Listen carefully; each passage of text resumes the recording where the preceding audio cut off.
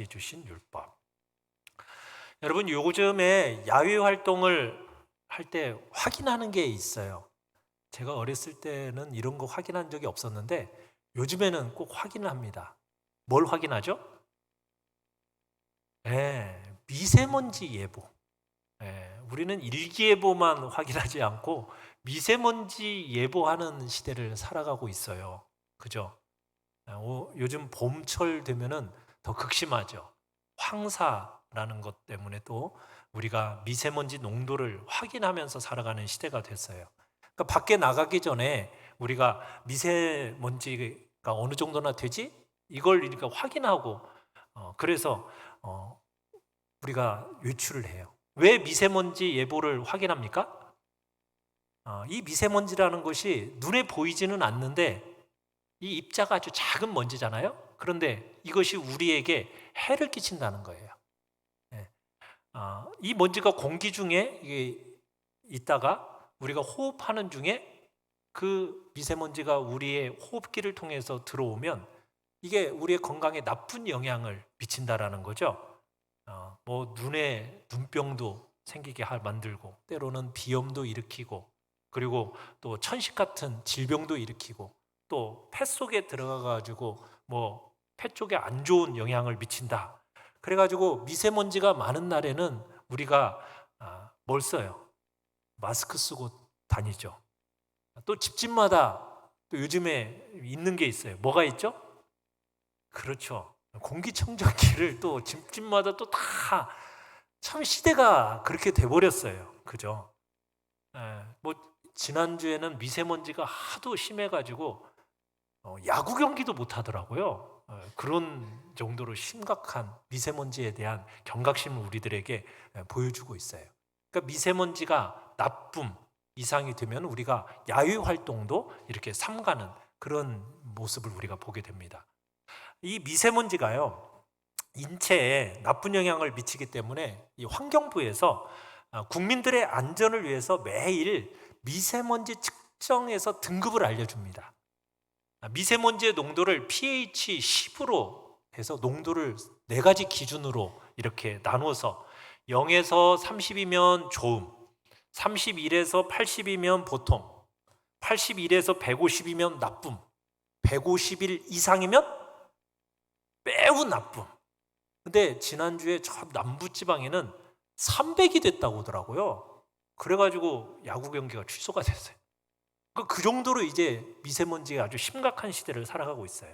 그러니까 환경부가 정한 이 기준에 따라서 좋음, 보통, 나쁨, 매우 나쁨 이렇게 구분을 짓고 있는 거죠.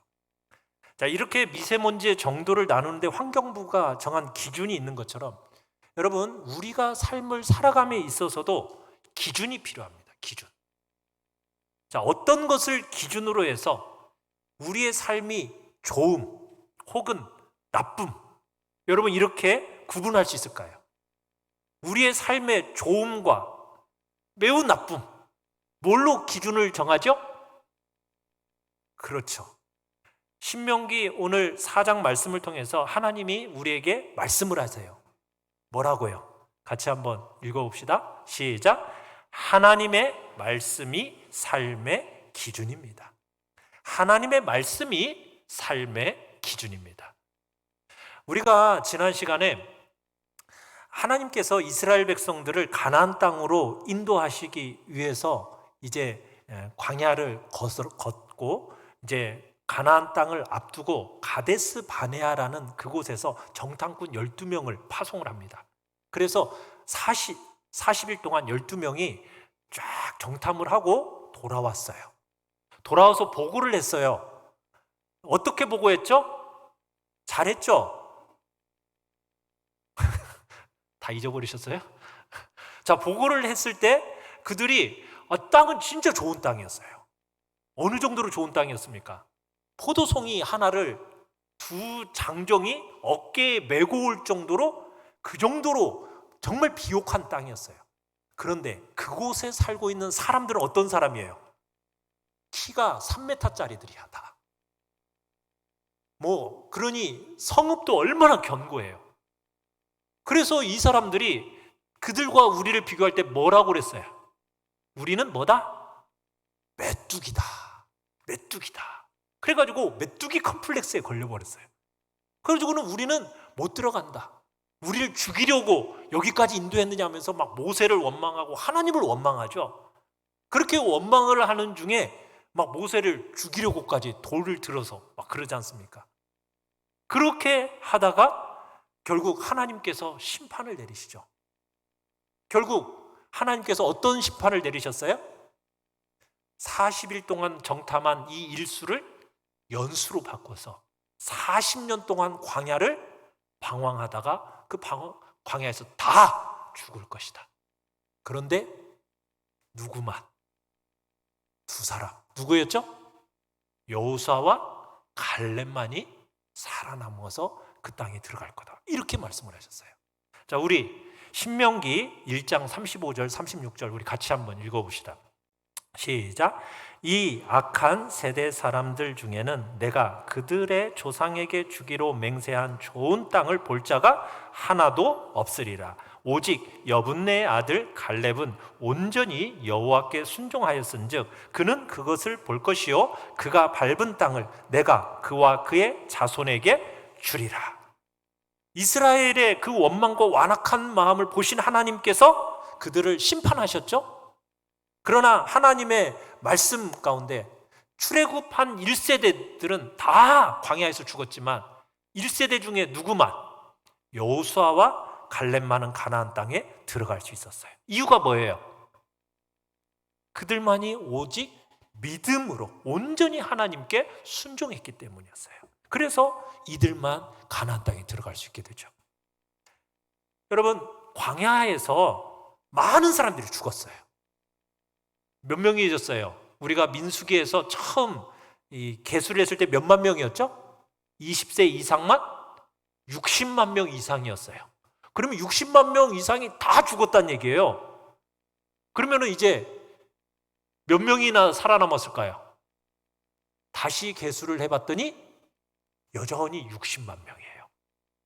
하나님께서 이 광야에서 다시 새로운 세대를 만들어 주신 거죠. 그래서 큰 민족을 여전히 이루게 된 거예요. 자, 이 새로운 세대들이 이스라엘 백성들이 이제 가나안 땅에 들어가기 전에 모압이라는 땅에 도착하게 됩니다. 이제 광야 생활이 이제 거의 끝날 즈음이었기 때문에 모압 평지에서 가나안 땅에 들어가게 될 새로운 세대들에게 이제 하나님의 백성으로 살아가야 할 삶의 기준으로 율법을 알려주셨는데 그 책이 뭐예요? 신명기예요. 오늘 우리가 보는 신명기. 신명기란 뜻이 뭐예요? 새로우신 계명, 새로운 계명. 그러니까 새로운 세대에게 주시는 율법이란 얘기예요. 그러니까 하나님이 시내산에서 이미 한번 율법을 주셨잖아요. 그죠? 1세대들에게 규례와 법도를 말씀해 주셨어요. 시내산에서 율법을 받을 때 이 새로운 세대들은 태어났어요? 안 태어났어요? 아직 태어나지 않았거나 태어났었어도 아직 나이가 어린 아이들이었단 말이에요. 그러다 보니까 율법에 대해서 잘 모르는 거예요. 그래서 하나님께서는 모세를 통해서 다시 한번 율법에 대해서 알려주신 그 내용이 이 신명기인 겁니다. 여러분, 가나안 땅에 들어가기 위해서 이스라엘 백성들에게 가장 중요한 일이 뭐냐? 그건 바로 다름 아닌 하나님의 언약 백성으로서 사는 법, 율법을 잘 익히고 지키는 것이 가장 중요한 거예요. 그래서 율법을 다시 한번 이 새로운 세대에게 가르쳐 주는 것이죠. 아직 직접적으로 이 율법을 듣지를 못했기 때문에 하나님은 모세를 통해서 이 모압 평지에 도착한 이스라엘 백성들에게 다시 한번 이 율법을 가르치라 명령하셨던 겁니다. 자, 모세는 먼저 출애굽의 여정을 간단히 회고를 합니다. 그러고 나서 율법의 중심이 되는 10계명을 강론을 해요. 그러면서 계속해서 유일하신 하나님과의 그 언약에 대해서 설명을 합니다. 그러면서 이스라엘 백성들에게 설교하는 거예요. 내가 여러분에게 가르칠 율법과 명령에 귀를 기울여라. 그 말씀에 복종해라. 왜냐하면 하나님의 백성은 하나님의 말씀을 기준으로 살아야 하는 거기 때문이다. 그러면서 또 이렇게 당부를 합니다. 여러분은 마음을 다해서 율법에 복종하십시오. 여러분이 본 것을 잊지 않도록 하십시오. 그리고 평생토록 마음에 그 율법이 떠나지 않도록 하십시오. 그리고 여러분의 자녀들에게도 가르치십시오. 이게 신명기에서 이야기해요. 자, 오늘 본문 4장 1절 우리 다시 한번 읽어보도록 하겠습니다. 4장 1절입니다. 시작. 이스라엘아, 이제 내가 너희에게 가르치는 규례와 법도를 듣고 준행하라. 그리하면 너희가 살 것이요 너희 조상의 하나님 여호와께서 너희에게 주시는 땅에 들어가서 그것을 얻으리라. 자, 이스라엘 백성들이 지금 하나님이 주시는 땅에 들어가야 되는 유일한 방법으로 제시하는 게 뭐라고 말씀하고 있습니까? 명령에 순종하라는 거예요. 하나님께서 가나안 땅을 선물로 주시지만 그 말씀에 순종함으로써 그 땅을 차지할 수 있다. 지금 그 이야기를 하고 계시는 거예요. 그래서 하나님이 말씀하신 모세가 이스라엘에게 주신 그 규례와 법도를 준행하라는 거죠. 자, 그러면서 2절 그 말씀에 대해서 또 이렇게 이야기를 합니다. 같이 한번 읽어보겠습니다. 시작. 내가 너희에게 명령하는 말을 너희는 가감하지 말고 내가 너희에게 내리는 너희 하나님 여호와의 명령을 지키라. 자, 여기서 가감이란 뜻이 뭡니까? 더할까? 뺄감. 그죠? 더하거나 빼지 말라는 거예요. 왜? 하나님이 이스라엘에 주신 이 규례와 법도는 완전하다라는 거예요. 그러니 이 말씀에다가 덧붙일 필요도 없고 더할 필요도 없고 뺄 필요도 없다라는 거예요. 이 하나님의 말씀은 온전한 통일성을 가진 말씀이니까 네가 편리에 따라서 구분하거나 차별화하거나 그래서는 안 된다는 거죠. 신의 산에서 받은 이 율법에 더해서도 안 되고 빼서도 안 되고 받은 말씀 그대로를 가지고 그 기준에 따라서 살아가라. 말씀에 위배되거나 그 율법을 약화시키는 일을 절대로 하지 말라. 지금 그 얘기를 하고 있는 거예요. 자, 그러면서 예를 들어 설명을 합니다. 3절 4절을 같이 한번 읽어보겠습니다. 시작. 여호와께서 바알부올의 일로 말미암아 행하신 바를 너희가 눈으로 보았거니와 바알부올을 따른 모든 사람을 너희 하나님 여호와께서 너희 가운데서 멸망시키셨으되 오직 너희의 하나님 여호와께 붙어 떠나지 않은 너희는 오늘까지 다 생존하였느니라. 자, 이 부분에 대해서 하나님의 말씀을 붙들고 순종하며 살아가야 하는 그것을 예로서 무슨 사건을 얘기하고 있느냐면 바알부올 사건을 얘기하고 있어요. 바알부올 사건이 어떤 사건인지 혹시 여러분 아시나요? 이 사건은 모압 여인들과 우상 숭배를 하다가 한순간에 몇 명이 죽은 줄 아세요? 24,000명이 그 순간 한순간에 죽어버렸어요. 하나님을 떠나서 우상 숭배한 결과가 어떤 일이 일어나는지, 하나님을 배신하고 우상을 마음에 두면은 이런 끔찍한 일이 일어난다라는 사실을 이 사건을 통해서 가르쳐 주는 거죠. 바알부를 따른다. 결국 하나님을 배신하고 우상을 마음에 두면은 이런 일이 일어나게 된다라는 거예요. 그렇지만 너희가 생존해 있는 이유가 뭔지 아느냐? 뭐라고 되어 있어요? 하나님께 붙어 떠나지 않은 너희는 오늘까지 다 생존하였느니라. 하나님께 붙어 있어야 살아있는 거예요. 믿으십니까? 하나님께 붙어 떠나지 않아야 돼요. 그게 생존의 비결이라는 거예요. 붙어 있어야 돼요. 붙어라는 말은 뭐냐면 하나님에 대한 언약적인 충성입니다. 모든 백성들이 하나님의 말씀을 버리고 우상을 따라간 결과는 죽음이었어요. 그러나 너희가 지금 이곳에 살아있는 이유는 하나님께 붙어있기 때문에 살아있는 것이다. 그러니 하나님께 붙어있으라.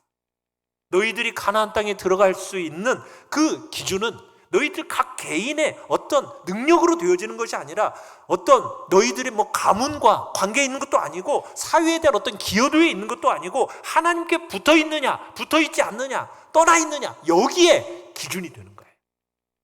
사랑하는 성도 여러분, 여러분은 하나님과 딱 붙어 계시지요? 아멘? 여러분 하나님과 붙어 있어야 돼요. 하나님과 떠나면은 죽음입니다. 5절 6절도 읽어보겠습니다. 5절 6절 시작. 내가 나의 하나님께서 명령하신 대로 규례와 법도를 너희에게 가르쳤나니 이는 너희가 들어가서 기업으로 차지할 땅에서 그대로 행하게 하려 함인즉 너희는 지켜 행하라. 이것이 여러 민족 앞에서 너희의 지혜요 너희 지식이라. 그들이 이 모든 규례를 듣고 이르기를 이 큰 나라 사람은 과연 지혜와 지식이 있는 백성이로다 하리로다. 자, 여러분, 모세가 심혈을 기울여서 이스라엘 백성들에게 그 율법을 가르쳐서 정말 그들이 가나안 땅에 들어가서 그 율법을 따라 준수하고 살아가면은 여러분, 세상 나라 사람들이 이스라엘 백성들을 어떻게 할 거래요? 부러워할 거래요. 존경할 거래요. 야, 이들은 정말 큰 나라 사람이구나. 정말 지혜와 지식이 있는 백성이구나. 이렇게 하면서 세상 사람들이 부러워할 거라는 거예요. 그러니까 여러분, 율법이라는 것은 짐이 아니라는 거예요. 세상으로부터 존경과 존중을 받을 수 있는 통로로 하나님이 주신 게 바로 율법이고, 우리가 상상하고 누릴 수 있는 최고의 특권으로 주신 것이 바로 율법이다. 지금 오늘 그 얘기를 하고 계시는 거예요. 여러분, 이스라엘 백성들이요, 하나님께로부터 율법을 받기 이전에도요, 세상에 법이라는 것이 있었습니다. 역시 여러분, 혹시 함무라비 법전이라고 혹시 들어보셨어요? 최초의 법전이란 얘기를 하죠. 이 함무라비 법전은 모세가 시내산에서 받은 율법이 주어지기 400년 전에 존재했던 법이에요. 이 법도 상당 부분 의롭고 지혜로운 부분이 있어요. 그런데 하나님께서 주신 이 율법은 여러 민족들이 선포되었던 이 법보다도 훨씬 더 위대하고 훨씬 더 놀라운 법이라는 거예요.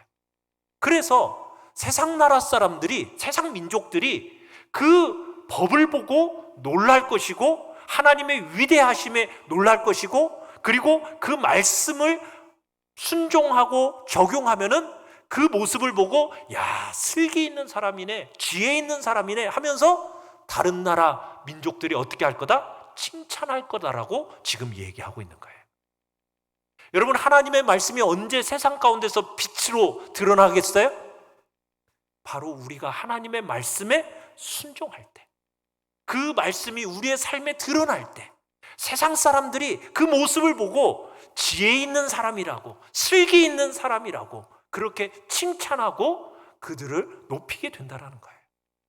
사랑하는 성도 여러분, 아무리 좋은 계명이 우리에게 주어졌다 할지라도 이것을 우리의 삶에 적용하지 않는다라면, 여러분, 이것은 어떻게 보면은 무지한 일이라는 거예요. 이게 말씀대로 순종하지 않잖아요. 그러면은 성도 개인의 문제로 그치는 것이 아니라 이제는 누구까지 욕을 먹느냐? 하나님의 명예까지 훼손된다라는 것이 오늘의 이야기예요. 여러분, 세상 사람들이 하나님의 위대하심을 알도록 여러분 살기를 원하십니까? 어떻게 하면 그렇게 살 수 있어요? 하나님이 우리에게 주신 이 말씀을 어떻게 하면 된다? 순종하고 여러분의 삶에 적용하면 세상 사람들이 여러분들의 그 모습을 보고 지혜 있는 사람이다, 슬기 있는 사람이다, 지식이 있는 사람이라 칭찬하고 그리고 높여준다라는 거예요. 그러기에 여러분, 세상 사람들이 우리를 다 지켜보고 있는 거예요. 다 지켜보고 있어요. 어떻게 사는가? 네. 여러분의 그 순종의 여부가 어떻게 보면 사람들을 하나님께로 이끄는 전도의 통로가 되고 선교적인 차원이 되는 거예요. 그래서 여러분들이 하나님의 말씀을 붙들고 살아가는 것이 여러분, 세상의 사람들로부터 존경받을 뿐만 아니라 그들을 주님께로 이끄는 통로가 된다는 사실을 기억하시길 바라요. 7절 8절을 같이 한번 읽어보겠습니다. 7절 8절 시작. 우리 하나님 여호와께서 우리가 그에게 기도할 때마다 우리에게 가까이 하심과 같이 그 신이 가까이 함을 얻은 큰 나라가 어디 있느냐? 오늘 내가 너희에게 선포하는 이 율법과 같이 그 규례와 법도가 공의로운 큰 나라가 어디 있느냐? 여러분이 하나님의 말씀을 순종하며 살면은 하나님이 여러분과 함께 하신다라는 거예요. 여러분과 함께 하셔서 여러분의 기도를 하나님이 어떻게 해주신다? 들어주신다라는 거예요. 여러분이 하나님의 말씀을 준수하면서 살아가면 하나님이 그들과 함께 하시면서 그들의 기도를 들어주신다라는 것이 오늘의 이야기예요. 사랑하는 성도 여러분, 하나님께서 여러분들에게 주신 이 말씀, 너무나도 귀하고 소중한 말씀입니다. 그 말씀을 여러분들의 삶에 참으로 순종함으로 적용하면서 지켜나가는 것이라말로 하나님이 여러분과 함께 하시는 길이요, 여러분들이 부르짖는 기도 속에 역사하시는 하나님의 놀라운 은혜의 역사가 나타나는 비결임을 아시고, 하나님의 함께 하심을 보장하는 보증수표가 뭐냐? 바로 순종인 겁니다. 여러분, 하나님의 말씀에 순종하는 복된 자리에 여러분 모두가 있기를 바라요. 여러분이 마음을 다해서 하나님의 율법을 마음에 새기고 그 말씀에 복종하면 다른 나라 사람들이 여러분을 바라보면서, 세상 사람들이 여러분을 바라보면서 여러분의 그 지혜와 슬기로움을 여러분들을 칭찬하게 될 거라. 이게 오늘 주님이 주시는 말씀입니다. 더 놀라운 건 뭐예요? 여러분, 하나님이 가장 아름답고 사람을 행복하게 하기 위해서 우리에게 주신 게 바로 뭐예요? 바로 이 율법이에요. 여러분 믿으십니까? 율법이 여러분에게는 짐으로 여겨지시나요? 나를 올가매는 올가미처럼 막 여겨지십니까? 여러분, 그게 아니에요. 여러분들이 이 하나님이 우리에게 율법을 주실 때는 뭘 위해서 주신 줄 아세요? 한번 찾아볼까요? 신명기 10장 12절로 13절 같이 한번 읽어봅시다. 시작.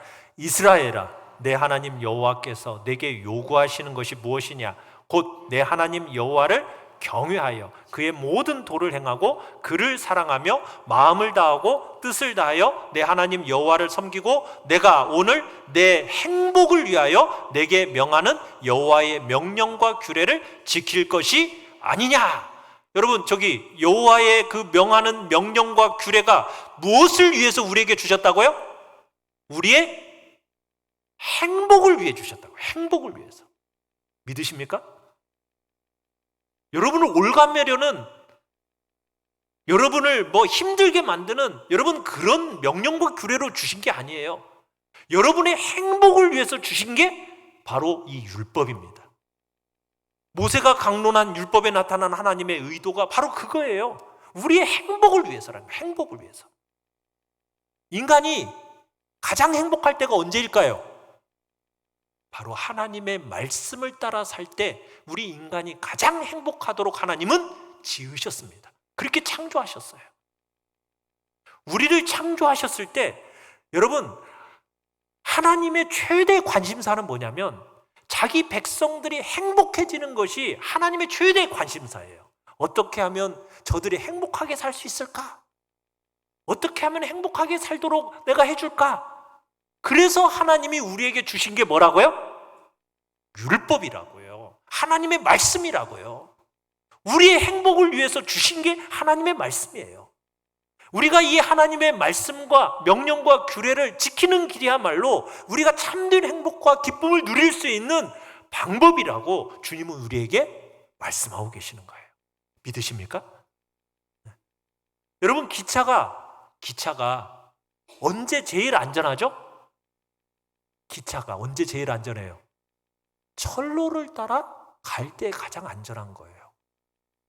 철로를 이탈하면 어떻게 돼요? 그건 사고고 죽음이에요. 그렇죠? 여러분, 철길을 따라가야 목적지에 가는 거예요. 우리 인간도 마찬가지예요. 하나님이 우리에게 율법이라는 철길을 주신 거예요. 그럼 그 철길을 따라갈 때 우리 인간이 행복하고 목적지에 도달할 수 있는 거예요. 그런데요, 사탄은 그것을 오해하도록 만들죠. 하나님이 어떻게 하려고? 너를 부려먹으려고. 하나님을 자꾸 불신하게 만든 것이 사탄의 방법이에요. 그래서 최초의 인간이었던 아담에게 뭐예요? 야, 저거 따먹지 말라고 하대? 따먹어. 그럼 너 하나님같이 된다니까? 너 행복해진다고? 이렇게 속여서 따먹은 결과는 어떻게 돼요? 저주였어요. 여러분, 끊임없이 사탄은 오해하고 끊임없이 속입니다. 하나님을 오해하도록 만들어요. 여러분, 그러나 하나님이 우리에게 주신 이 말씀이야말로 이건 억압하기 위해서 주신 말씀이 아니라 우리의 행복을 위해서 주신 말씀이라는 것을 믿으시길 바라요. 결국 죄성 때문에 우리가 스스로 억압받는 거지, 하나님이 우리에게 주신 이 말씀은 결코 우리를 올감해서 억압하고 우리를 하여금 막 짓누르기 위해서 주신 말씀이 아니라 우리를 진짜 사랑함으로 행복을 위해서 주신 말씀이라는 거 기억하시길 바랍니다. 그리고 여러분, 이 말씀을 주셨을 때는 세상 사람들로 하여금 우리를 선망의 대상으로 삼도록 하기 위해서 주신 거예요. 우리를 모델로, 세상의 모델로 세우기 위해서 주신 것이 바로 이 율법이에요. 여러분이 율법을 따라 살면은 사람들이 여러분을 선망한다니까요. 막 바라보면서 와, 우리도 저 사람처럼 되고 싶다. 우리의 모델이다. 여러분, 이렇게 여기게 된다는 거예요. 그렇게 하도록 우리에게 주신 게 이 율법이란 말이에요. 그런데 끊임없이 이 율법에 대해서 우리로 하여금 사단은 무관심하도록 만들어요. 우상 숭배하도록 만들어요. 자꾸 위협받게 되는 거죠. 여러분, 모세가 다시 한번 백성들에게 하나님의 말씀을 힘써 지키라고 이 비전을 실현할 것을 지금 호소하고 있는 거예요. 자, 9절을 같이 한번 읽어봅시다. 9절 시작. 오직 너는 스스로 삼가며 내 마음을 힘써 지키라. 그리하여 내가 눈으로 본 그 일을 잊어버리지 말라. 내가 생존하는 날 동안에 그 일들이 네 마음에서 떠나지 않도록 조심하라. 너는 그 일들을 내 아들들과 내 손자들에게 알게 하라. 여러분, 하나님이 기대하시는 순종하는 삶을 살려면 여러분 어떻게 살아야 된다고 얘기하느냐? 온 마음을 담은 노력이 필요하고요, 여러분 흔들리지 않는 절제가 필요하다는 사실을 지금 성경은 얘기하고 있어요. 그렇게 하기 위해서 기억하래요. 너희가 본 것을 잊지 않도록 안간힘을 써서 지켜내라는 거예요. 잊어버리지 말라는 거예요. 순종은요, 어떻게 보면 지난 일을 기억하는 데서부터 시작되는 거예요. 모세는 이스라엘 백성들이 절대 잃어버리지 말아야 할 일에 대해서 말하면서 누구까지 알게 해야 된다라고 지금 선포하고 있어요. 누구까지 알게 해야 된다? 네 자녀들 뿐만 아니라 누구까지도? 손자들까지도.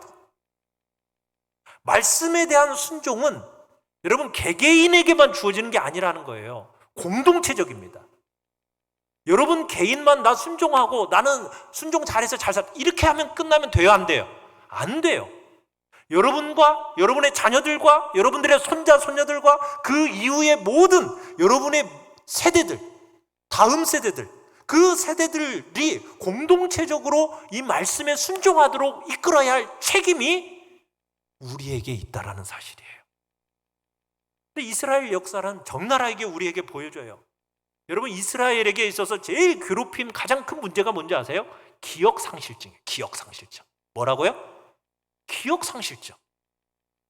하나님께서 분명히 보여주었는데 잊어버려.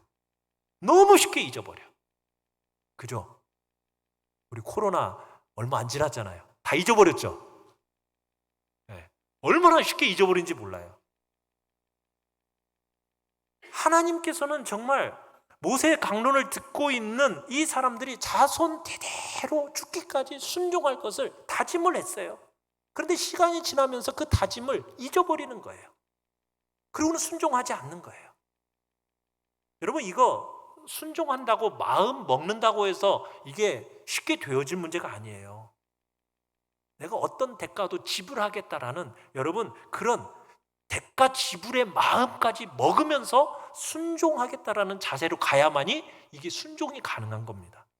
여러분, 그만큼 강력한 의지가 필요하기 때문에 9절에서는 너무 강력하게 얘기하고 있는 거예요. 그래서 여러분의 마음과 의지를 요구하고 있는 거죠.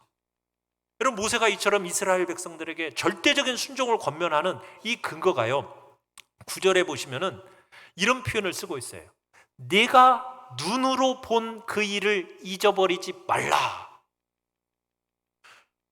여러분, 순종을 권면하는 근거가 뭐냐면 시내 산에서 있었던 역사적인 사건을 얘기하고 있는데, 여러분 시내 산에서 있었던 사건을 지금 이 신명기를 듣고 있는 세대는 봤어요, 못 봤어요? 못 봤죠? 못 봤는데 지금 뭐라고 얘기하고 있어요? 네가 눈으로 본 그 일을 잊어버리지 말라. 이렇게 얘기하고 있어요. 이게 뭐예요, 그러면? 못 봤는데 왜 본 것처럼 얘기해요? 하나님은요, 세대를 달리하는 백성 모두를 하나의 공동체로 보셔요. 무슨 얘기예요? 결국 부모 세대가 본 것을 너 그 본 것 그대로 잊어버리지 말라는 거예요. 다음 세대에게 그것을 어떻게 해주라는 거예요? 전수해 주라는 거예요. 계승해 주라는 거예요. 그들이 본 것처럼, 네가 본 것을 그대로 그 자손들도 본 것처럼 여기도록 가르치라는 거예요. 그래서 동일하게 감사하고 동일하게 결단하도록 만들어야 된다는 거예요. 하나님이요, 이스라엘을 신의 산으로 부르신 데는 두 가지 목적이 있습니다. 우리 10절을 같이 한번 읽어보겠습니다. 10절 시작. 내가 호렙산에서 내 하나님 여호와 앞에 섰던 날에 여호와께서 내게 이르시기를 나에게 백성을 모으라. 내가 그들에게 내 말을 들려주어 그들이 세상에 사는 날 동안 나를 경외함을 배우게 하며 그 자녀에게 가르치게 하리라 하시매. 자, 두 가지 목적이죠. 첫 번째는 뭐예요? 하나님을 경외하게 하기 위해서. 두 번째는요, 자손들에게 가르치게 하기 위해서. 두 가지 목적이에요. 하나님을 경외하는 삶을 추구하는 것은 이건 선택사항이 아닙니다. 필수예요. 우리 모두는 하나님을 경외하는 삶을 살아가야 돼요. 그런데 그 경외하는 삶을 나 혼자만 살면 돼요, 안 돼요? 안 돼요. 어떻게 하라고요? 자녀손들에게 가르쳐야 된다. 가르쳐야 된다. 저희가 이렇게 뜬금없이 다음 주에 세대통합 예배를 드리잖아요. 목적 중에 하나가 뭐가 있냐면 가르쳐야 돼.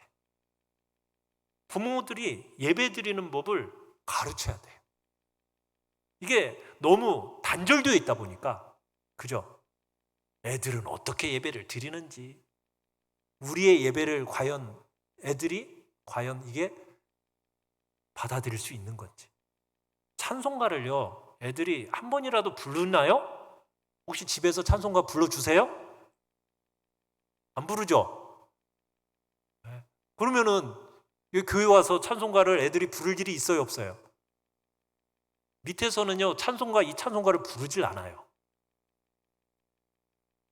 그런데 여기 와서 함께 예배 드리면서 부모들과 함께 다음 세대들의 이어줘야 할 찬송가도 부르고 말씀도 함께 나누면서 함께 예배의 자리에서 다음 세대를 향한 전수의 과정이 필요한 거예요.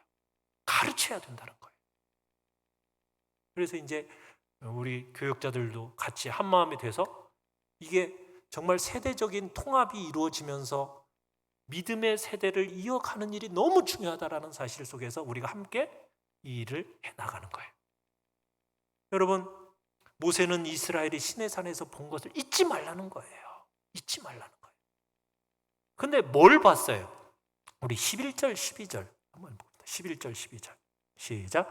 너희가 가까이 나와서 산 아래에 서니 그 산에 불이 붙어 불길이 충천하고 어둠과 구름과 흑암이 덮였는데 여호와께서 불길 중에서 너희에게 말씀하시되 음성뿐이므로 너희가 그 말소리만 듣고 형상은 보지 못하였느니라. 자, 시내산에서 본 게 뭘 봤다라는 거예요? 산을 휩싸인 높이 치솟은 불길, 그리고 어두움, 검은 구름, 이런 것만 봤대요. 그러니까 하나님이 나타나시는 그 현현과 동반된 현상은 보긴 봤는데 하나님의 모습은 봤어요, 못 봤어요? 하나님의 이미지, 모습은 못 봤어요. 뭐만 들었어요? 하나님의 음성만 들었어요. 구름과 불길 속에서 말씀하시는 하나님의 음성만 들었어요. 하나님의 이미지를 봤다고요? 못 봤어요. 여러분, 하나님께서 자신을 신의 산에 강림하셨지만 자신의 모습은 보여주지 않으셨어요. 보여진 것은 이미지가 아니라 뭐만? 음성으로 들려주시는 말씀만 들었어요. 말씀만. 음성밖에는 듣지 못했다라는 거예요. 여러분, 이게 중요한 이유가 있어요. 하나님께서 자신을 드러내 보여주시는 계시의 통로가 있는데 그 통로는 눈으로 보이는 어떤 종교적인 현상이 아니라는 거예요. 뭐예요? 하나님께서 자신을 드러내시는 통로가 뭐라고요? 주님의 말씀이에요. 음성으로 들려주신 하나님의 말씀이라는 거예요. 불길 속에서 하나님께서 계시는 것 같았는데 그 불길 가운데 계신 게 아니라 하나님은 단지 말씀을 듣는 수단과 통로로서 그 불길을 사용하셨을 뿐이지, 하나님은 뭐예요? 하나님은 어떤 형상, 어떤 신비로운 체험, 이것을 통해서가 아니에요. 말씀을 통해서 자신을 알려주시는 거예요. 근데 우리는 자꾸 뭐 하고 싶어 해요? 자꾸 보고 싶어 해. 자꾸 눈으로 보고 싶어 해. 그죠? 뭔가 신비로운 체험을 해야 된다라고 하면서 그런 쪽으로 자꾸 몰고 가요. 아니에요. 여러분, 그렇게 가는 마음들은요, 어떻게 보면 하나님의 말씀을 듣는 것 이상을 기대하는 것은 어떻게 보면 우상 숭배에서 나온 교만한 마음이고 타락한 마음이에요. 우리는 하나님께서 직접적으로 자신을 드러내 보이실 때도 뭐만 음성으로 들려주시는 말씀으로만 우리에게 오셨다는 걸 기억해야 돼요. 그래서 시대가 바뀌고 장소가 바뀌고 세대가 바뀌어도 하나님은 이스라엘 백성들이 지속적으로 여호와께서 명령하신 이 규례, 법도 이거 행하는 삶을 살기를 바라시는 겁니다. 그리고 이 믿음이 변질되지 않도록, 사라지지 않도록 계승되기를 누구보다도 바라시는 것이 하나님이세요. 여러분, 오늘날의 신앙 사건, 여러분들이 경험한 신앙의 사건, 후손들에게 동일한 무게로 전해지고 있습니까? 나에 대해서 여러분 신앙의 고리가 끊어지지 않도록 해야 돼요. 여러분, 이것만큼 두려움이 없다라는 걸 기억하면서 이 신앙의 고리가 나에 대해서 끊어지는 것만처럼 얼마나 무서운 일입니까? 나 자신의 말씀 안에서 내가 믿음에 든든히 세울 뿐만 아니라 우리 후손들에게 그 말씀을 가르칠 수 있도록 최선을 다해야 하는 것입니다. 여러분, 9절 말씀을 다시 한번 보십시오. 거기 보면요, 성경에 보면 뭐라고 되냐면 스스로 삼가라, 힘써 지키라, 잊어버리지 마라. 10절에 가보면 배우게 해라, 가르치게 해라. 14절에 가면 교훈하게 해라. 여러분, 이게 명령형으로 있어요. 명령형. 그냥 잠시 조언하고 이게 아니에요. 명령이에요. 명령. 이대로 해야만 된다는 거예요. 이거 이대로 하지 않으면 절대로 안 된다라는 가르침을 쓰고 있는 거예요. 여러분, 명령이란 거예요. 이대로 하라는 거잖아요. 이대로 하면 된다는 거예요. 이대로 하면 산다는 거예요. 죽지 않고 사는 길. 이게 바로 오늘 우리가 읽은 신명기 4장이에요. 어떻게 보면 이 신명기 4장은 처방전이라고 해요. 처방전. 여러분, 처방전이라는 게 뭐죠? 병원에서 사용되는 말이죠. 의사가 환자의 상태를 진단한 후에 내리는 처방, 그리고 환자를 치료하기 위해서 내리는 조처를 기록한 문서, 그게 처방전이잖아요. 자, 처방대로 하면 어떻게 돼요? 살아요. 처방대로 하면 사는 거예요. 처방대로 하지 않으면 죽는 거예요. 이 신명기 4장은 처방전이에요. 죽음의 병을 지금 앓고 있는 자들에게 삶에 이르는 초청장이 바로 이 4장 말씀이라고요. 여러분, 우리가 산다라는 것은 몸이 산다라는 얘기를 하는 게 아니에요. 뭐가 사는 것을 얘기하는 겁니까? 우리의 영혼이 사는 것을 얘기하는 거죠. 그러니까 여러분이 규례와 법도와 이 말씀을 지켜나가면, 마음을 따라서 이 말씀을 순종하며 나아가면 여러분들의 삶이, 여러분들의 영혼이 살아서 영원한 생명을 누리게 되는 거예요. 그래서 신명기에서는 끊임없이 얘기하는 거예요. 사람이 떡으로만 사는 것이 아니라 뭘로 사는 거다? 그렇죠. 하나님의 입에서 나오는 그 말씀으로 우리가 사는 것이다라고 신명기에서 얘기했고, 그 말씀을 우리 주님이 말씀하셨던 거예요. 모든 백성들에게 얘기하는 거예요. 어떤 종류의 우상도 만들지 말고, 어떤 형상, 이미지 이거 붙들지 말고 말씀을 붙들으라는 거예요. 우리에게 들려주신 이 하나님의 말씀을 붙들고 그 말씀을 복종하는 자리에 나아가시길 바랍니다. 자, 모세는 새로운 이스라엘 사람들에게 하나님의 백성은 하나님의 말씀, 율법을 삶의 기준으로 삼고 살아야 한다라고 알려주셨어요. 율법에 대한 백성의 자세는 뭐예요? 순종입니다. 순종. 마음의 중심에서부터 우러나오는 순종. 이 순종을 우리 주님은 원하시는 거예요. 사랑하는 성도 여러분, 말씀을 여러분의 삶의 기준으로 삼고 살아가고 계시나요? 살아가고 계십니까? 그래서 여러분의 삶은 좋은가요? 나쁜가요? 좋습니까? 네. 하나님께서 새로운 이스라엘 백성들에게 말씀이라는 기준을 주셨던 것처럼 오늘 우리에게도 동일하게 이 말씀이라는 기준을 우리에게 주셨습니다.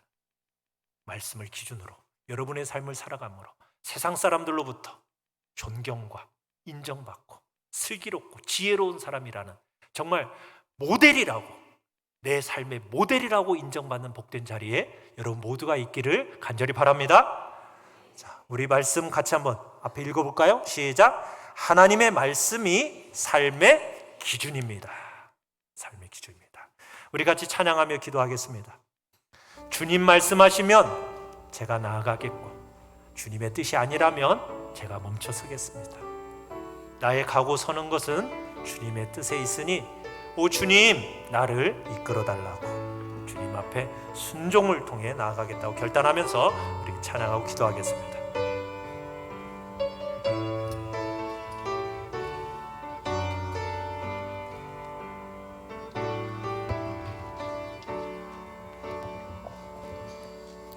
주님 말씀하시면 내가 나가리다. 주님 뜻이 아니면 내가 멈춰서리다. 나의 가고 서는 것 주님 뜻에 있으니 오 주님 나를 이끄소서.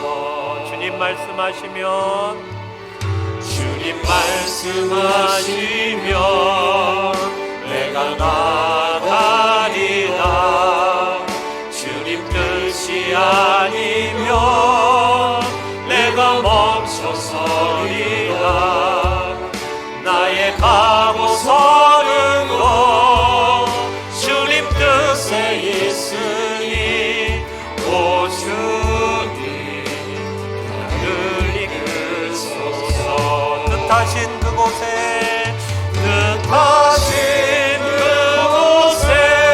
나 있기 원합니다.